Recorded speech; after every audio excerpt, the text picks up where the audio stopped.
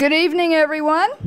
If you could please take your seats and feel free to start eating. I'm Charlotte Grimes. I'm the one most of you have been getting all those email messages from. So you now have a Southern accent and a short person to connect with those emails. I am the night chair in political reporting at the Newhouse School at Syracuse University, and it's my special privilege to be the administrator of the Robin Toner program.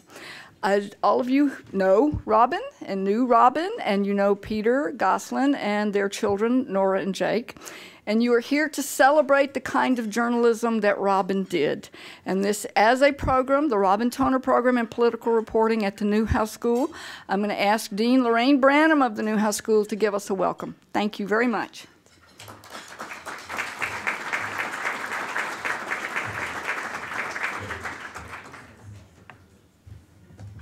Thank you, Professor Grimes.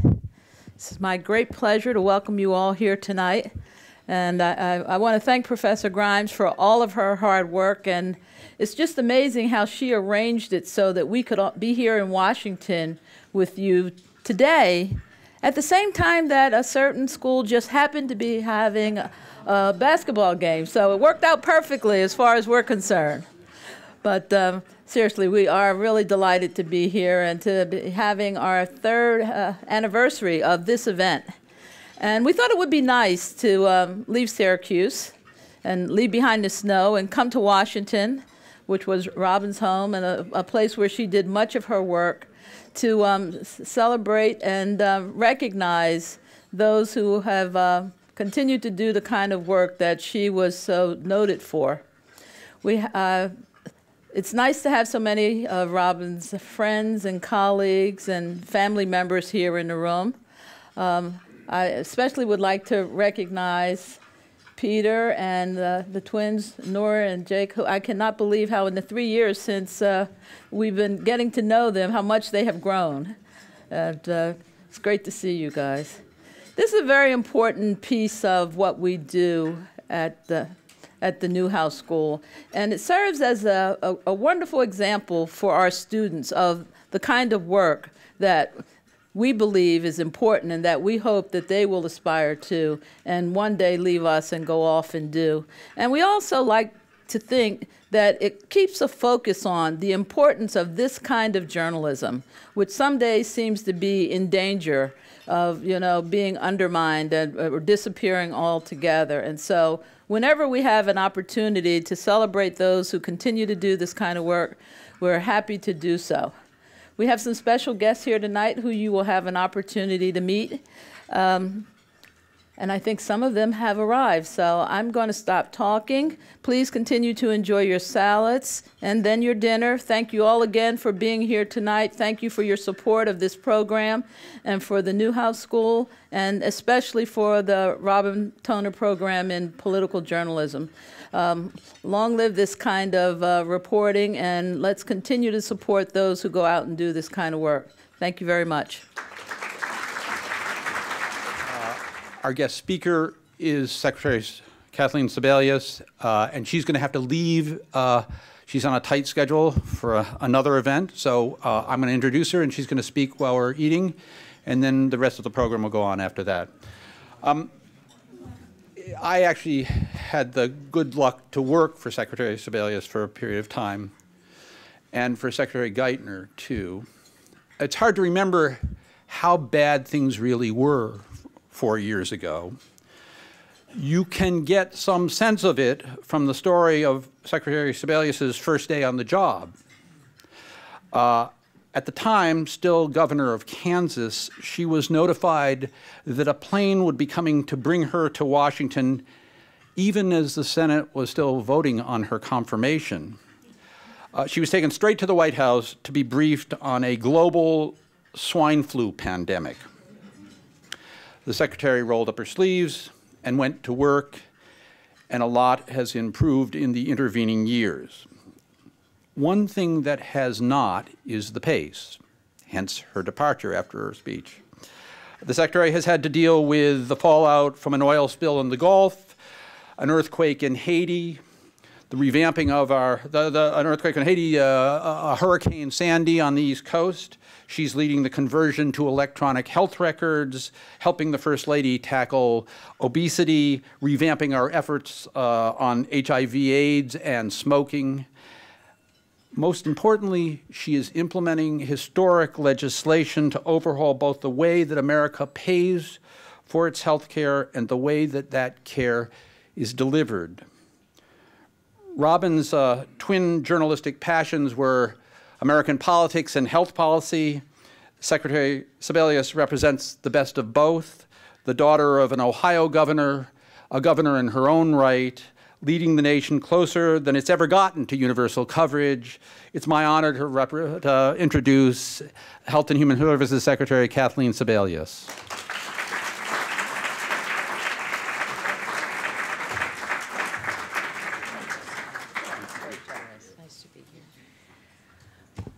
Well, good evening, everybody. I am delighted to have a chance to join you tonight. I did find myself having a little bit of PTSD when I saw all the orange color.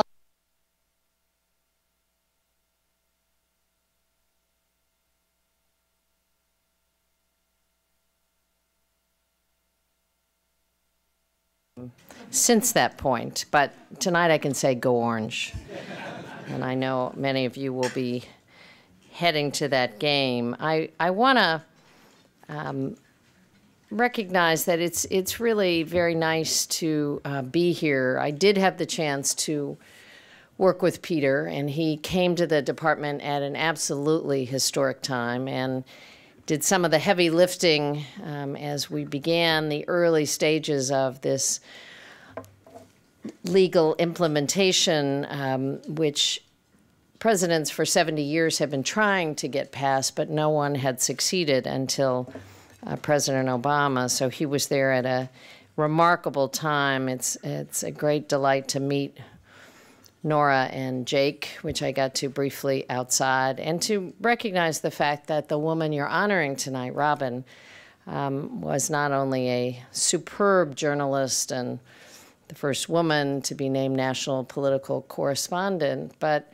a wife and a mom and a passionate healthcare advocate. So it's my real pleasure to have a chance to share in not only her memory, but more importantly, her legacy that she leaves. I see Senator Rockefeller is here, and I have the pleasure of working with the senator on a regular basis, and I knew he was likely to be here also to pay respects to Robin's memory, but to honor her legacy. No question, Robin was a trailblazer, somebody whose life actually serves as a terrific inspiration for not only those of you in the room, but lots of people around the country, because her work remains the gold standard for political journalism. I think no one exemplifies the highest ideals of the profession better than Robin.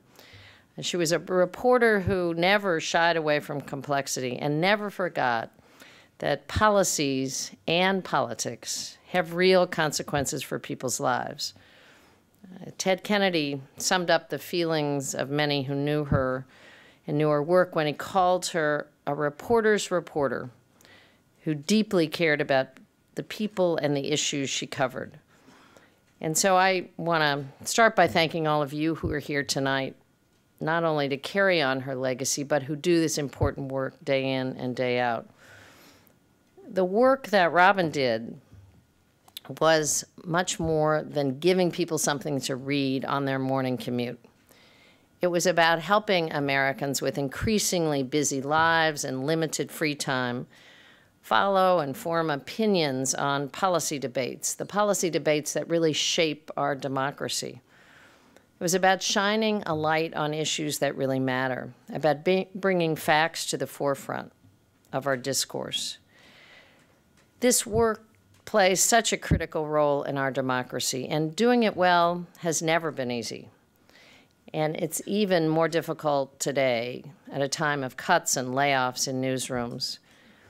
But in the face of that uncertainty, American journalists continue to do incredible work. And that's a very good and a very important thing. Because we now live in an age where day in and day out, people are inundated with information and misinformation.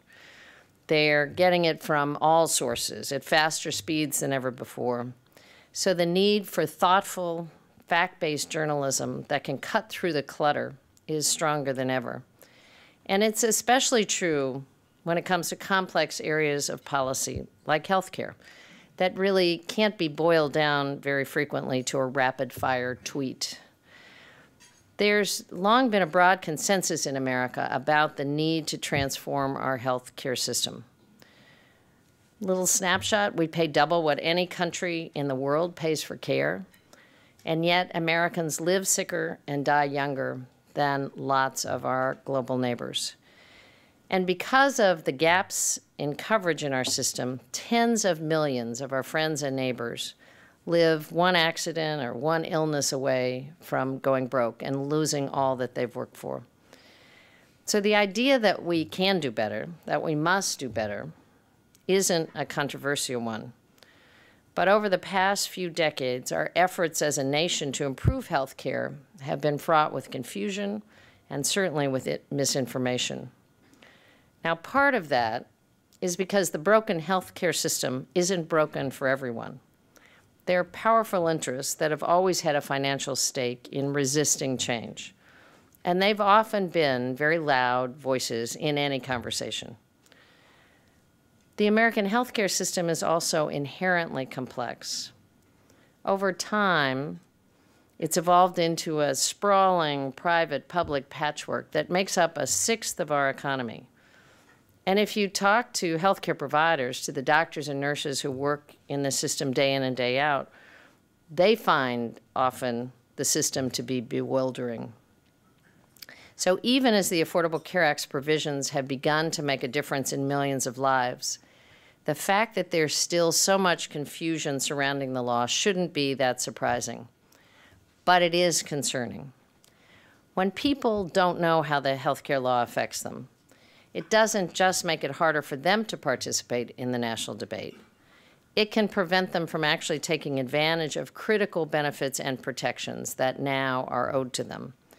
It doesn't just affect their views, it affects their health, and it could affect the longevity of their lives. And that's why I believe there's never been a greater need for great healthcare journalism than today. And tonight, I'm going to use my time here to mention just a few areas where your talents are desperately needed.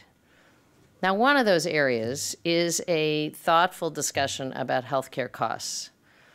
For years, we've had national healthcare spending rising at unsustainable rates, placing a growing burden on families, on businesses, and on governments. And lately, we have seen some incredibly positive developments. In each of the last 3 years since the healthcare law has been signed, healthcare spending has grown at a slower rate than any year in the previous 50, any year. In 2012, Medicare spending per beneficiary rose by less than 0.5%, while Medicaid spending, the state-level program, actually dropped by nearly 2% from 2011 to 2012. And yet a new poll released by Kaiser Health this month showed that only 4% of Americans are aware that health spending growth is slowing down. 58% believe incorrectly that costs are actually rising faster than usual. Now, we can disagree about whether costs have dropped enough or whether we're lowering spending in the right way. That's a debate to have. And when it comes to understanding how to address healthcare costs going forward, the fact that healthcare spending has slowed to rates we haven't seen in half a century seems pretty relevant and should be part of the ongoing debate. A second area is the reforms to care delivery that experts believe are driving much of the slowdown in spending. paying providers for the first time ever in the history of these programs for quality, not the quantity of care, not the typical fee-for-service, is an idea that always looked great in theory and has been discussed a lot. The question was whether or not you could really make it work in practice, whether or not there really was a payment strategy to carry that out. And that's part of what Senator Rockefeller and his colleagues shaped in the Affordable Care Act. The early answer that we're getting from some of these reforms in delivery care is that, yes, we can figure out a different, smarter, better payment scheme. Now, one easy example to give you is hospital readmissions. For years, hospital readmission rates for Medicare patients were stuck at about 20%. What that meant is 1 out of every 5 Medicare patients who left the hospital was back in the hospital in 30 days. 1 of 5. Total revolving door. Some of those were unavoidable. Huge health crisis, something happened, a chronically ill patient. But a lot of them were totally avoidable. And there was no checkup by a healthcare provider in the intervening days between the hospital departure. So what we started to do is pay for releases in a different way. And people said it probably wouldn't work. But thanks to some of the new incentives put in the healthcare law, that number has now dropped significantly for the first time on record, resulting in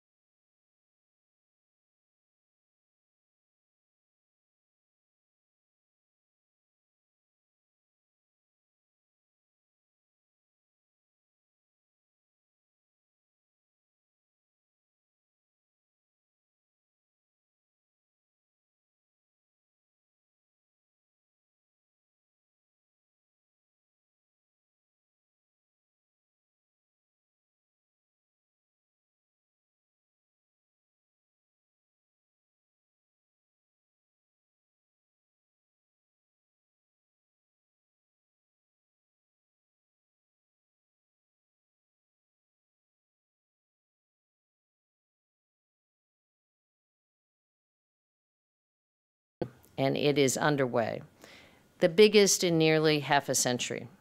It's not an easy story to tell, especially at a time of tightening media budgets and a culture that always seems to prize speed over accuracy and certainly over depth. But the story needs to be told. Now, when the New York Times obituary of Robin was written, they quoted the words she used to describe her fellow journalist, David Rosenbaum, after his death.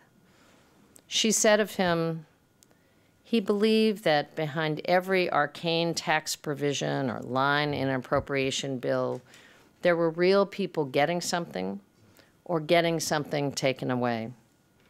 He believed that there was, on most stories, something approximating truth out there if you were smart enough and hungry enough to find it.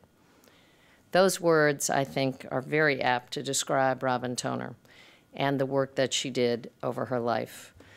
And they're the ones for all of us, policymakers and journalists alike, to try and live by. So again, congratulations to tonight's winners. I'm delighted to have a chance to join you today and to pay tribute to Robin Toner. Thank you very much.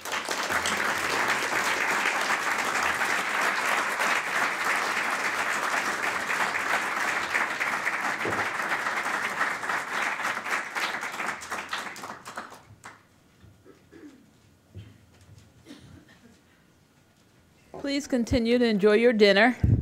We're on a little schedule here because of that basketball game I talked about. I do want to give you an opportunity to hear from two people who had a very special relationship with Robin. One of those people knew her when she was in college at Syracuse University, where she was a dual major at the Newhouse School and in the Maxwell School, where she studied political science. And the other person knew her as a colleague and a friend, where they both worked in the business together. So first I'd like to introduce to you John Chappell, who is a graduate of Syracuse University, who is currently on our Board of Trustees as Trustees Emeritus. He's also a member of the advisory board of the Maxwell School, and he and Robin were good friends when she was there. She was a freshman, he was a sophomore, and rumor has it that it was because of Robin that John actually graduated, but I'll let him tell you that story. But first, let me tell you a little bit about John. And I also have to mention that when Peter and I first started talking about how we might best honor Robin's legacy and putting together something like this, John was the first person to step forward to say, I will help make that happen. And so we are extremely grateful to you, John, for what you started and where we are today. So thank you for, believing that this was important and helping to make it possible.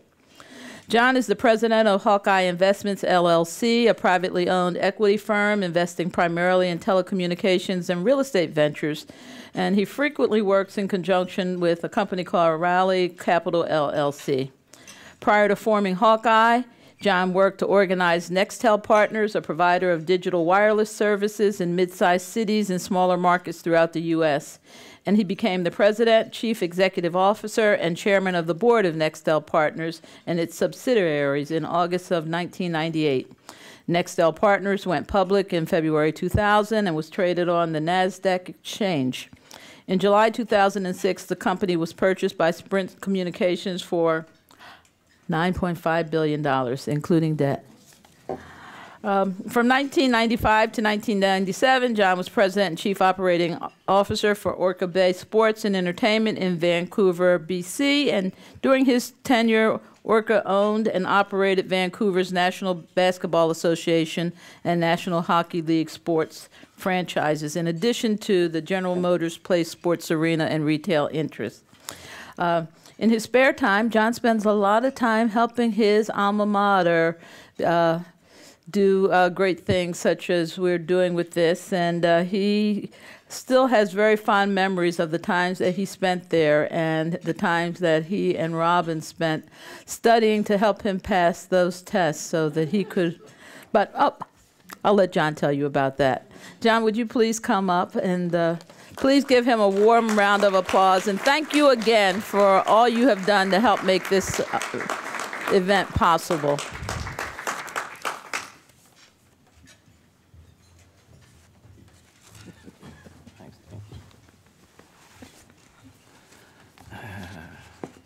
Thank you, Dean. Wow, great praise from a dean. Ooh. So.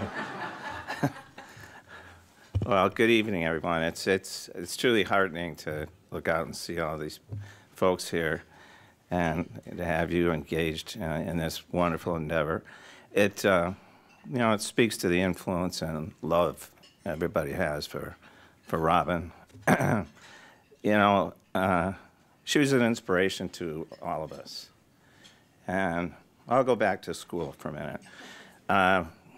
She'd often study all night long into the daylight. Now, really.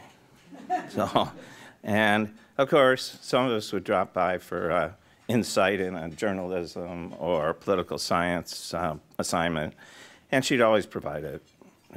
Sometimes you'd get the eye roll from her, but she'd always give you the answer. A typical scene would be, a bunch of us would be partying away, and, you'd hear, hey, did you understand what Professor Johnson wanted in that poli-sci research paper? And, you know, the answers were like, I don't have a clue. Went over my head, not an idea, man. 7 years of college down the drain, like, to quote Belushi. So okay, now what do we do? Let's go ask Toner. She'll know. Sure enough, she always did. You know, it was almost a little annoying, actually. She had such a command of the facts, and that certainly carried forward. Now, in class, let's see, I'll take constitutional law, okay? And we had this professor who, you know, he'd ask a question on one of the amendments, something like that. And so you'd see people across the auditorium slink down in their seats, you know. So the question goes out, and because he had this nasty habit of cold calling, right? So it's like, okay, you know, Larry, what's the answer? So here we are, like, don't call on me. And Robin's hand would shoot up, you know, and she would take on the question. She'd go, well, you know, when the Second Amendment was being formed, and the right to bear arms, and she'd go on and on and on and on with very, very articulately. And so, you know, once again, we'd go, Robin to the rescue. You know, it's like, didn't get called on, hooray. So, there's not a lot of people that raise their hand in that class, I can tell you that. But actually, we did study together frequently. But truth be told, I couldn't keep up with her. She defined workhorse, and you know, I think, if my memory serves me well, she got 1 B in her entire SU career. I'm like, yes. And man, was she hacked off. I mean, she was, yeah. And foolish me, I go, hey, Robin, you know, a B's not so bad. you know, and, you know, the smoke was coming out of her eyes, ears, nose. I mean, her collar. I'm like, oh boy, I guess I messed that one up. But she was, I don't know, how can you better? I mean, she got all A's. But so another anecdote and would be, we were sitting around one day, and she said, one day I'm going to work at Time magazine. And she said, I'm going to be a political reporter for Time magazine. And nobody laughed, by the way. And I think it's fair to say, apologies if there's anyone from Time here, but apologies to them. But I'd say she surpassed that goal. And back in Seattle, where I live, you know, we have the Times delivered to our doorstep, and shameless plug there, Jill. And you know, it was always so exciting to just, you know, pick up the Times, open it up, and there's Robin's name on page 1. And then what was even more exciting was to read her dynamic articles, which, if anyone wrote better, I've never met him or her. So I'd like to just emphasize for a minute that this event, which is supported by the Dean, and of course Peter, Chancellor Cantor and Vice Chancellor Spina from day one, it's a tribute to Robin. It's also helping others. I mean, students today, young alums, they're seeing an example of how you can build a foundation for a very successful business career. And I never met anyone more driven than Robin, but these students taking examples of what she accomplished will certainly help them going forward. And, you know, who knows, maybe another SU alum will wind up on page 1 of the New York Times one day. And I'm sure they will have been inspired by Robin. So I'd like to reiterate the deepest thanks to the wonderful Toner family, Peter, a dedicated husband, and Jake and Nora, who were anxious to get up here to the podium, and and the sisters and brothers were here, and niece, nephew, and so anyway, the whole family. You know, as much as Robin, as she excelled in her career, and was just totally dedicated to her career, it's her family that she loved the most, and you know, it says a lot about her character. So I'll just wrap by saying thanks again for everyone being here, and you know, God bless you all. Thanks.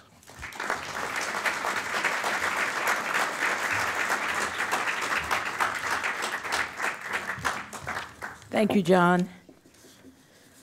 I'd now like to invite one other person up to talk about Robin, the political reporter, Robin the journalist. And this is Jill Abramson, the executive editor of the New York Times.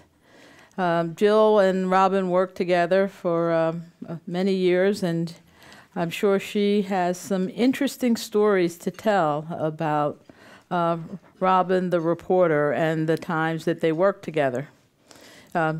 If you don't know, and there are probably not many people in this room who don't know, that Jill is the executive editor of the New York Times and has been since September of 2011. And she serves in the highest ranking position in the Times newsroom and oversees the Times News Report in all of its various forms. And I personally was just absolutely thrilled the day that I heard that she had become the executive editor. And it's wonderful to have her in that position. And I know Robin was looking down and thinking, you know, way to go, Jill. Prior to being named executive editor, Ms. Abramson was the managing editor of the Times from August 2003 until 2011. As managing editor, she helped guide the newsroom through a particularly turbulent time, supervising the coverage of 2 wars, 4 national elections, hurricanes, and oil spills. She was also deeply engaged in the newsroom's efforts to change its approach to the dissemination of news and to expand to new and varied digital and mobile platforms. And all of us in journalism and in journalism education know the challenges that, you know, newspapers face as they try to adapt to a rapidly transformed environment. And so I applaud the work that she's doing, and I welcome her to the podium to talk a little bit about Robin, the journalist that many people knew and loved. Jill.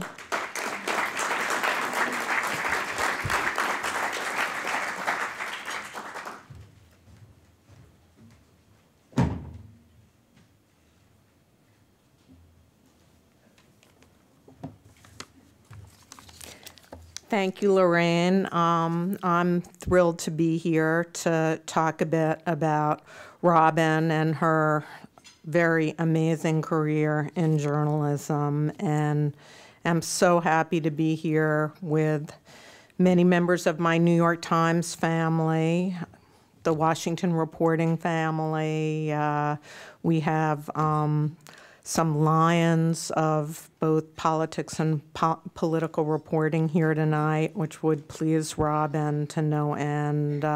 Senator Rockefeller, it's great to see you. Bill Kovich, who, you know, Robin idolized, is here, and Adam Clymer, who was Robin's sort of partner in crime, sitting in the back of the Washington Bureau. I think the two of them probably know more about congressional politics. I always felt anything you needed to know, all you had to do is head towards the back where the two of them sat. But the thing that really strikes me just in seeing who's at this dinner is that, you know, what made Robin such a singular reporter is that she occupied a place that was at the crossroads of politics and the substance of policy, and she never, ever divorced one from the other. And, you know, she represented the absolute most serious but also most interesting kind of reporting. And, you know, when I looked around the room, I thought, wow, Judy Woodruff is here. Andrea Mitchell is here. I had the pleasure of working with them when I was really a young nobody researcher at NBC. Janet Hook, who was a colleague of Robin's up on the Hill covering politics, as was Elaine Povich, who I haven't seen since the days when we were few and far between women trying to jockey for position in the Senate Press Gallery, and Jackie Combs. And the thing that is really interesting about, you know, this group of women is that very much like Robin, they're political animals, you know, political junkies to their core, but never apart from the substance of policy and how politics affects real people. And Robin just, you know, was really such a shining example of that kind of reporting. You know, I miss Robin all the time because I used to, you know, constantly seek her counsel on all matter of things, both in Washington and after I went up to New York to be managing editor. You know, it was very hard to finish out the election in 2008. I had my heart set on Robin writing our news analysis piece, which is usually, along with the main lead-all piece, the, you know, shining star of the election paper. And she'd written so many great pieces during 2008, but she just wasn't feeling well enough, which I completely understood. But, you know, since Obama has taken office, there have just been so many moments where I've been dying to know, like, what Robin would make of something. And, you know, as recently as, you know, a month ago, I literally almost picked up the phone because I thought I'd call her. I thought she's the only person I'd want to talk about Steve Brill's giant heave about healthcare costs and Time Magazine, because, you know, Robin would be the ultimate judge of whether that was great healthcare journalism or not.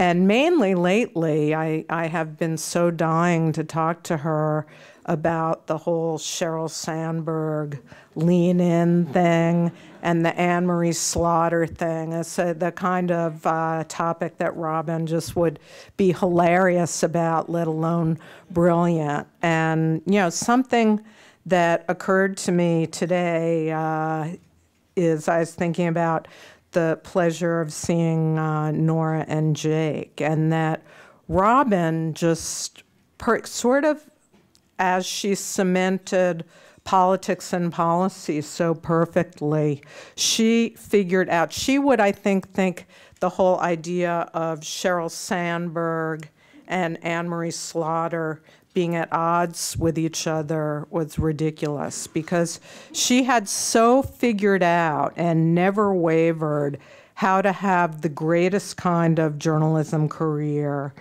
and how to also have the fullest kind of family life. And she really didn't make a big to-do about it, ever. But she knew exactly what she needed to do to have both of those things. And when I was Washington bureau chief, I begged Robin to be the Washington editor, the #2 position in the bureau. And she didn't even think a second about it. I mean, here was Robin, who when I joined the Times in 1997 was already an editor on the national desk. She was like a really big deal.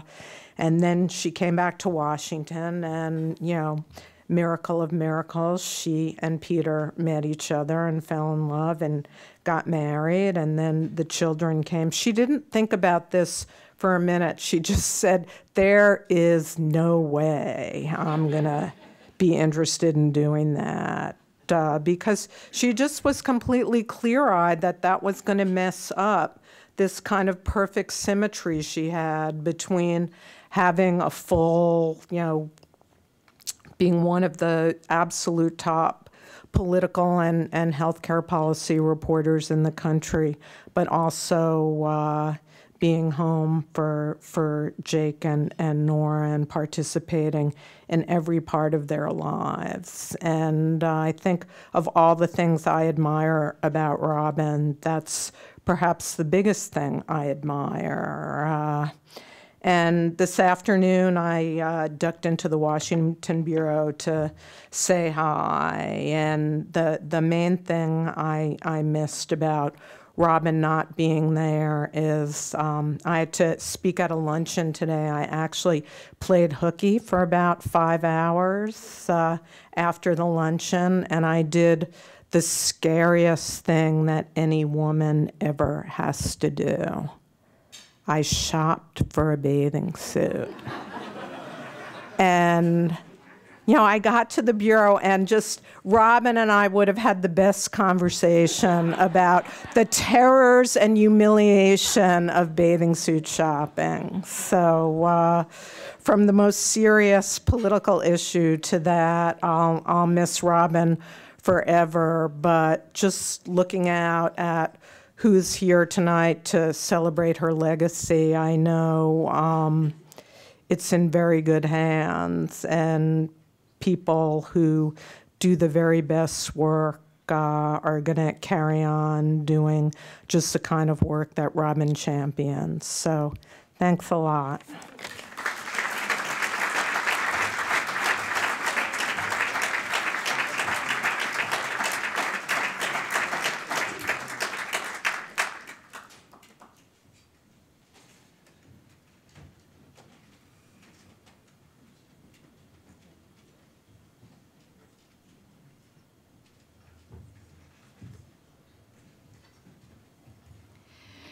There is someone else who has been completely essential to the Robin Toner program as it has grown. That is someone who was a colleague of Robin, someone whom, beside her husband, I always call to say, what would Robin think we should be doing about this? He has been a 3-time judge for the Toner Prize, so he is our institutional memory, as well as often our backbone and thick skin and keen wit. So we're going to bring up now Adam Clymer to tell you a little bit about this year's competition and where we go from here. Please help me thank this man who means a great deal to all of us.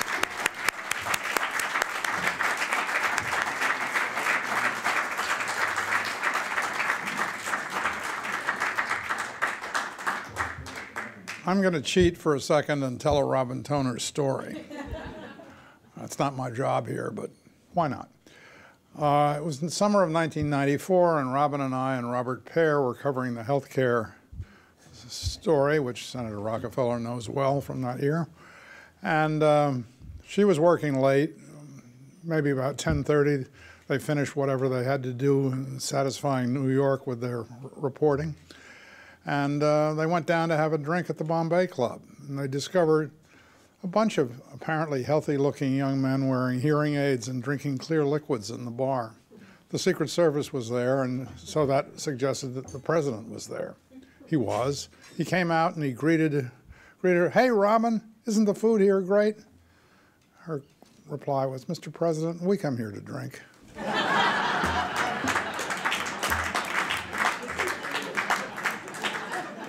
More seriously, well, that was serious too, but more seriously, Robin Toner was involved in covering presidential elections from 1980 to 2008. 1980, she worked in West Virginia covering the West Virginia primary, but she also was the Times stringer. And I was the Times political reporter, and she assured me that Kennedy had the state wrapped up. So I didn't bother to go to West Virginia. I took her word for it, and she was right, as she usually was. But I've been honored to serve as a judge of the finals of this competition for 3 years. It's always been a pleasure to read some brilliant reporting, some thoughtful stuff on all sorts of aspects of politics. And this year was easily the best set of entries we've ever had. There were, unfortunately, we only give out one award and a couple of honorable mentions. We could easily have given out several. There were many pieces that won't be mentioned tonight that were terrific. But we have the resources to pick one and a couple of honorable mentions. And to do that job, let me introduce Jake and Nora Goslin, who will present the prizes.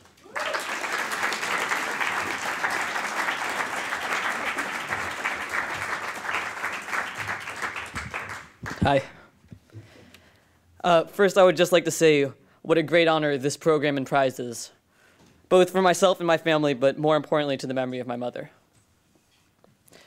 When I was very young, I once asked my mom why she had decided to be a journalist. She said that when she was about my age, she had told her father that she wanted to become a writer. He said that if she really wanted to be one, she should be a journalist, because that way she could do something useful through her writing. That became my mom's goal. She went to work every day not only loving what she did, but also believing that she was doing something important and necessary. She believed that in order for a story to be good, it not only had to be well written, it also had to, in some way, make a difference in people's lives. And that is why I'm certain she would have loved both this year's honorable mentions. The first honorable mention goes to a series of stories focused on anonymous donations to so-called public service organizations. This series showed the effects of this dark money on elections throughout the country. This kind of journalism, which is both well-written, but also pushes back against the forces that can corrupt our election system, is exactly the kind my mom would have loved. For these reasons, I'm proud to award the ProPublica team the Toner Prize Honorable Mention for their series Dark Money. I invite a representative to the stage.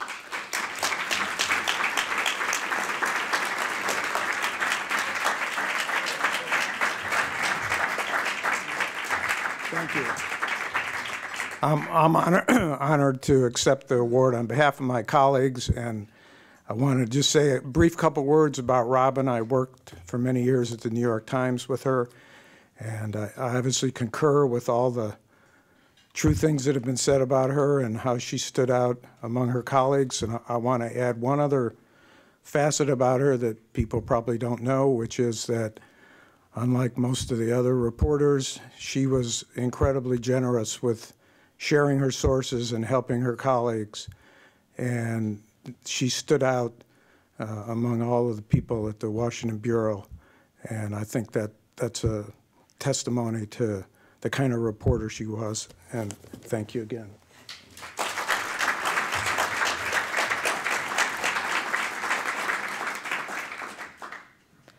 The second honorable mention is another series of stories.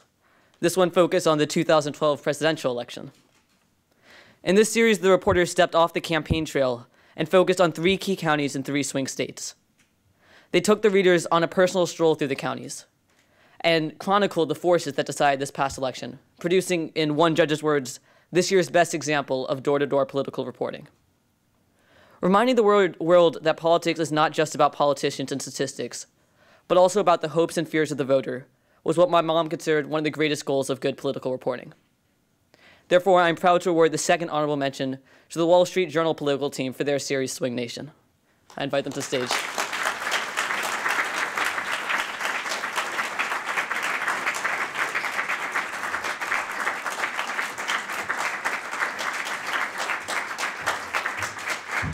Thank you. To be honorably mentioned in any prize with the name Robin Toner is a true honor. My colleague Colleen, we had the good fortune to be out and about for several months during the campaign in 3 counties. I had Cincinnati. I ate a lot, or Hamilton County, a lot of chili. She went to my home state of Colorado in Arapahoe County. Anyway, in honor of all travel that any of us get to do, off the bus, out and about, reporting kind of person to person, that's what one of many, many things that Robin did. It's an honor to receive this, and I appreciate it. Thank you very much.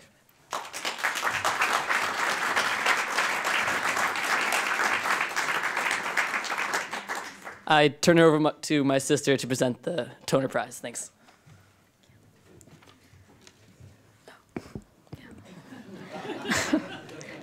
I remember the first time Jake and I stood up to award these prizes several years ago.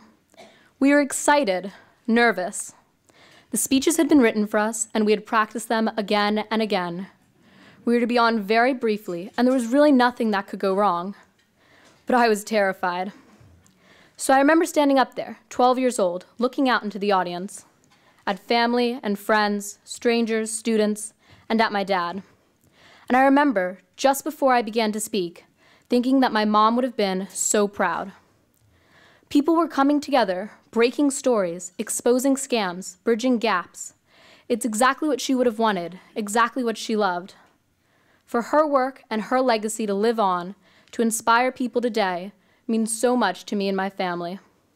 Seeing her in all of you gave me the courage to speak several years ago, and it does so today. Today we are honoring great reporters whose pieces show the same insight, the same passion that my mom's did. Of the 118 entries from across the country, the judges narrowed it down and finally selected one reporter whose pieces show great nuance and insight. In covering the 2012 presidential campaign, this writer distinguished herself by asking original questions, getting to the heart of the matter, and persistently developing sources. The judges agreed, the entry rocked. And so it is my honor to award this year's Toner Prize for Excellence in Political Reporting to Molly Ball of The Atlantic magazine.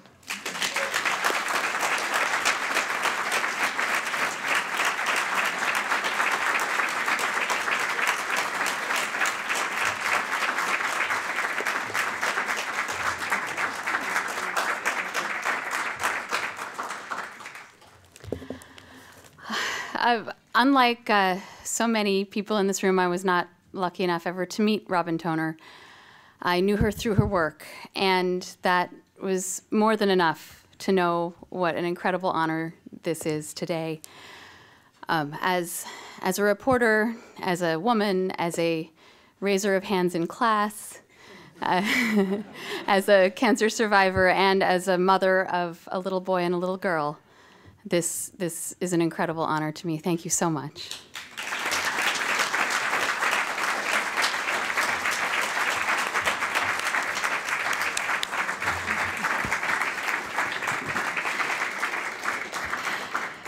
I have to tell you that when I first invited Molly to this dinner, we didn't know she was going to be the winner. And she emailed me back and said, "Thank you so much for the invitation, but I'm not at all sure I'm going to be able to come. Because if things go as planned, just before this award, I'm going to be giving birth. And I hope this doesn't hurt my eligibility for the Toner Prize. I consider it my own personal tribute to Robin and balancing career and family."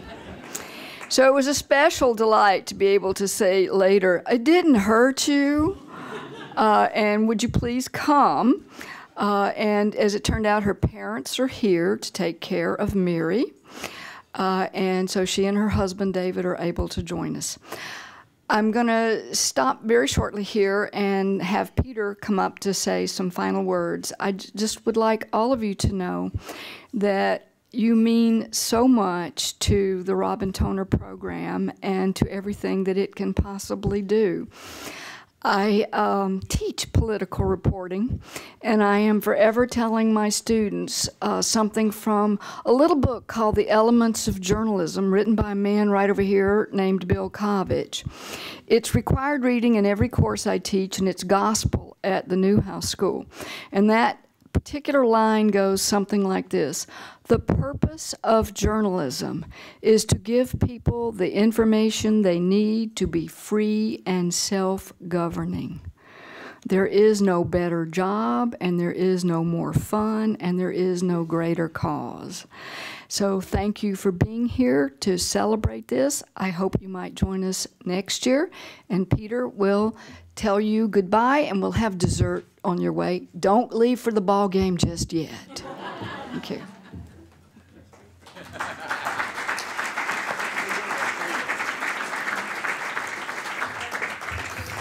You've been patient, so I'll be short.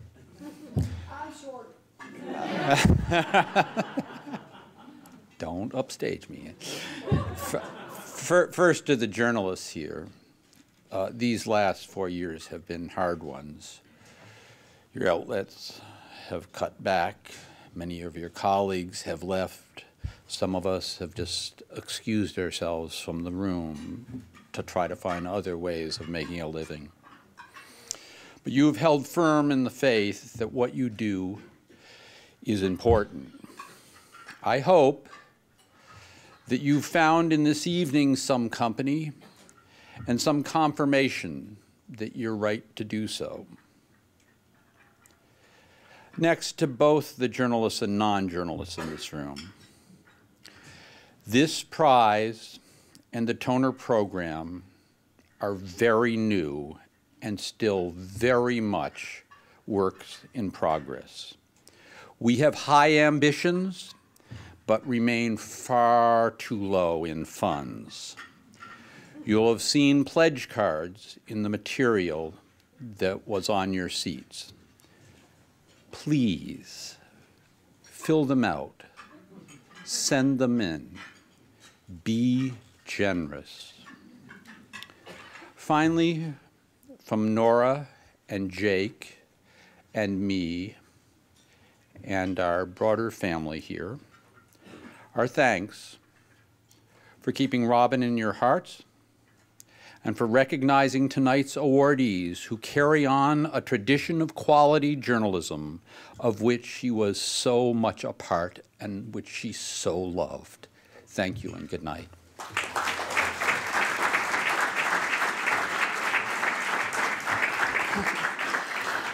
As a Southerner, I can't bear to be impolite, and so I have to thank some people. And I particularly want to thank Chancellor Nancy Cantor, who has given us so much support and whose money we're spending tonight. Thank you, Chancellor Cantor. And I have to also tell you, thank you, that none of this could have happened without two other essential people. Luke Miller, who is our event coordinator here, also works with Peter at Bloomberg, and a very special person at the Newhouse School, Audrey Burian. And please help me thank them for making everything possible. Good night and go Orange.